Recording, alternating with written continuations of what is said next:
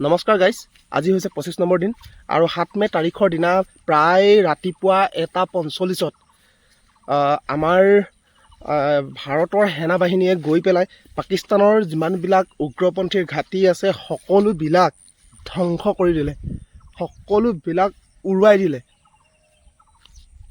ইমান এটা চাইলেণ্ট, যেতিয়া পাকিস্তানৰ যিমানবিলাক উগ্ৰপন্থী যেতিয়া শুই নিপাল দি আছিল, সেই সময়ত আমাৰ ভাৰতৰ সেনাই গৈ ৰাতিয়েই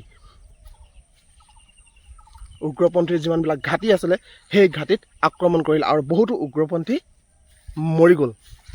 আৰু সেই অপাৰেশ্যনটোৰ নাম দিছে সিন্দুৰ। সিন্দুৰ দিয়াৰ মেইন কাৰণটো হৈছে যে যেতিয়া পেহেলগামত তেওঁলোকে হত্যা কৰিছিল, উগ্ৰপন্থীবিলাকে যেতিয়া আমাৰ ভাৰতৰে হওক বা বিদেশৰ পৰ্যটকবিলাকক যেতিয়া হত্যা কৰিছিল, তেতিয়া একমাত্ৰ এটাই কথা সুধিছিল যে হিন্দু নে মুছলিম। যেতিয়া শিৰত সেন্দুৰ আছিল তেতিয়া গম পাইছিল যে এয়া হিন্দু। তেতিয়াই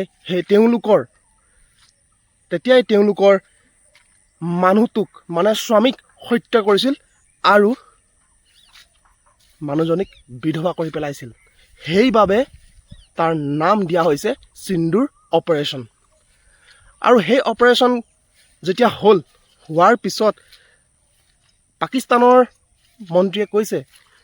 প্ৰধানমন্ত্ৰীয়ে কৈছে যে আমাৰ কিছুমান জনতাক তেওঁলোকে আক্ৰমণ কৰিছে, কিন্তু আমাৰ ভাৰতৰ ডিফেন্স মিনিষ্টাৰে ৰাজনাথ সিং তেখেতে কৈছে যে নহয়, আমি কোনো পাকিস্তানৰ জনতাক আমি আক্ৰমণ কৰা নাই। আমাৰ হাতত প্ৰুফ আছে, আমাৰ হাতত প্ৰমাণ আছে। এতিয়া পাকিস্তানৰ যিজন মন্ত্ৰী তেখেতে এতিয়া থৰথৰকৈ কঁপিছে। ভাৰতৰ লগত প্ৰায় 130খন দেশ লগত আছে, কিন্তু পাকিস্তানৰ লগত নাই। ইমানবিলাক দেশ তেওঁৰ লগত নাই। কিয় থাকিব বাৰু, আপুনি নিজে ভাবকচোন। আৰু অপাৰেশ্যন সিন্দুৰ যিটো নাম, সঁচাকৈ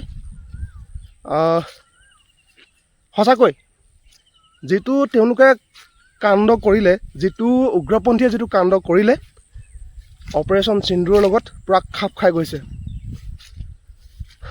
চ' আপোনালোকে কমেণ্টত জনাব যে যিমানবিলাক নিৰীহ লোক হত্যা হ'ল তেওঁলোকক মোৰ ফালৰ পৰা মই শ্ৰদ্ধাঞ্জলি জ্ঞাপন কৰিছোঁ আকৌ এবাৰ।